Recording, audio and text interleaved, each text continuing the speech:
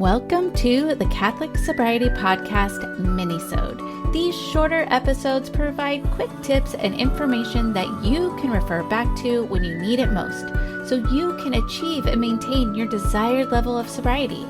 I am your sobriety coach and host of this podcast, Christie Walker. Let's get started. Today, I want you to explore whether or not you are asking the wrong question about your drinking. Now, let me just preface this by saying there are no wrong questions when it comes to getting curious about whether drinking less or not at all is right for you. If you listened to my previous episode about navigating the stages of change from a Catholic perspective, then you know that asking questions is the first step toward gaining clarity and awareness. So keep asking questions, all the questions. Now, that being said, the question that many women I speak with are asking themselves is this: is my drinking bad enough that I have to quit? And my answer is, I don't know. I know you might be thinking, well, that's not very helpful, Christy. I was coming to you for the answer. Now, allow me to explain why that question stops women in their tracks.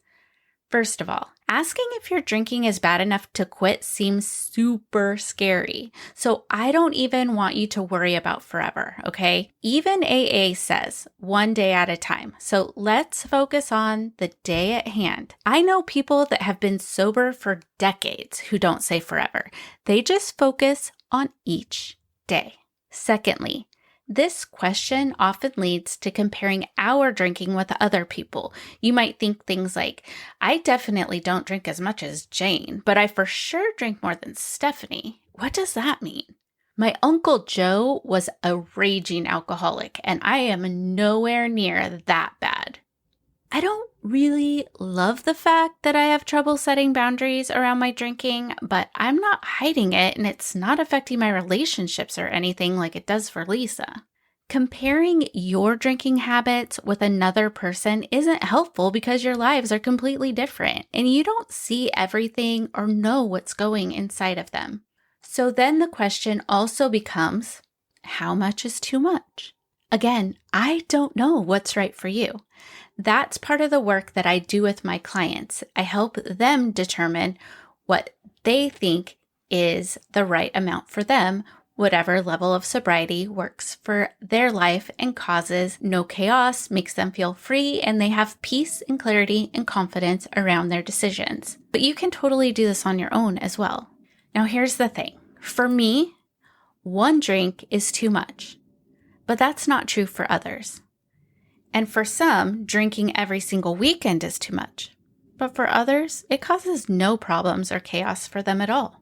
And still others find that the habitual glass of wine with dinner is something that is taking up so much brain space, planning, prepping, and looking forward to it, that they just don't feel free. So you have to find out what is right for you. I think you'll find it more helpful to consider these 3 questions. What am I afraid I will lose by drinking less? Am I in control of my drinking? Or do I feel like it's slowly beginning to control me? And lastly, does my drinking keep me from living out God's call for my life? These questions shift the focus from fear and comparison to its impact on your life and relationship with the Lord. They also invite curiosity and honesty. They encourage us to examine not just our behavior, but also our motivations, fears, and aspirations. So today, I invite you to ponder these questions. Take some time to reflect, pray, and journal about them. Well, that wraps up today's episode of the Catholic Sobriety Minisode. Thank you so much for joining me, and please be sure to subscribe to this podcast so you don't miss a thing. And remember, I am here for you. I am praying for you. You are not alone.